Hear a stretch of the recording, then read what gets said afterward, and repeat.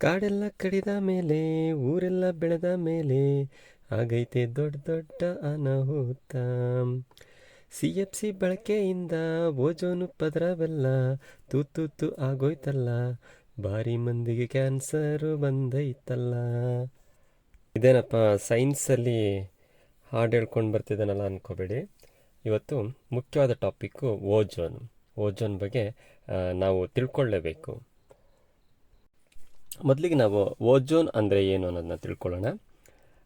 Ozone ಪದರ ಸೂರ್ಯನಿಂದ ಹೊರಸೂಸುವ ನೇರಳಾತೀತ ವಿಕಿರಣಗಳನ್ನು ಹೀರಿಕೊಳ್ಳುವ ಭೂಮಿಯ ವಾಯುಮಂಡಲದ ಒಂದು ಪ್ರದೇಶವಾಗಿರುತ್ತೆ. ಸುಮಾರು 10 ಕಿಲೋಮೀಟರ್ನಿಂದ 40 ಕಿಲೋಮೀಟರ್ ವ್ಯಾಪ್ತಿಯವರೆಗೆ ಇದು ವ್ಯಾಪಿಸಿದೆ. ಅಂದರೆ ಇದು ಓಜೋನ್ ಪದರವು ವಾಯುಮಂಡಲದ ಸ್ಟ್ರಾಟೋಸ್ಪಿಯರ್ ಏನು ಬರುತ್ತೆ, ಈ ಭಾಗದಲ್ಲಿ ಇದು ಕಂಡುಬರುತ್ತೆ. ಓಜೋನ್ನ ಮುಖ್ಯ ಕಾರ್ಯ ಏನಪ್ಪ ಅಂದರೆ ಸೂರ್ಯನಿಂದ ನೇರವಾಗಿ ಬರುವಂಥ ಅಲ್ಟ್ರಾವೈಲೆಟ್ ವಿಕಿರಣಗಳೇನಿರುತ್ತೆ ಅವುಗಳನ್ನು ನೇರವಾಗಿ ಭೂಮಿಗೆ ತಲುಪದಂತೆ ಅದನ್ನು ಶೋಧಿಸುವಂಥ ಕಾರ್ಯವನ್ನು ಯಾವುದು ಮಾಡುತ್ತೆ ಅಂದರೆ ಈ ಓಜೋನ್ ಮಾಡುತ್ತೆ.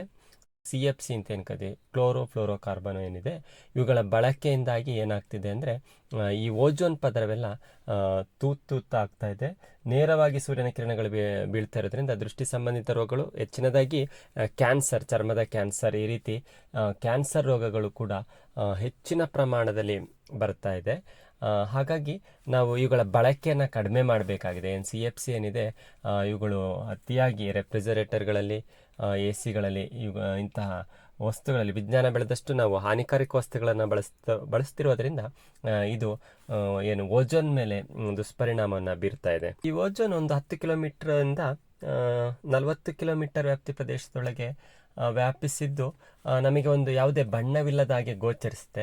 ಆದರೆ ಓಜೋನ್ನ ಬಣ್ಣವನ್ನು ವಿಜ್ಞಾನಿಗಳು ಸೂಚಿಸಿರುವಂತೆ ಇದು ನಸು ನೀಲಿ ಬಣ್ಣವನ್ನು ಹೊಂದಿದೆ. ಇದು ಓಜೋನ್ನ ಬಣ್ಣ ಯಾವುದಪ್ಪ ಅಂದರೆ ನಸು ನೀಲಿ ಬಣ್ಣವನ್ನು ಹೊಂದಿದೆ ಅಂತ ಹೇಳ್ಬೋದು.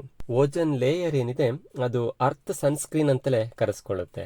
ಯಾಕಂದರೆ ಅದನ್ನು ಅಷ್ಟರ ಮಟ್ಟಿಗೆ ಪ್ರೊಟೆಕ್ಷನ್ ಮಾಡೋದ್ರಿಂದ ಅದನ್ನು ಅರ್ತ್ ಸನ್ಸ್ಕ್ರೀನ್ ಅಂತ ಕೂಡ ಹೇಳ್ತಾರೆ.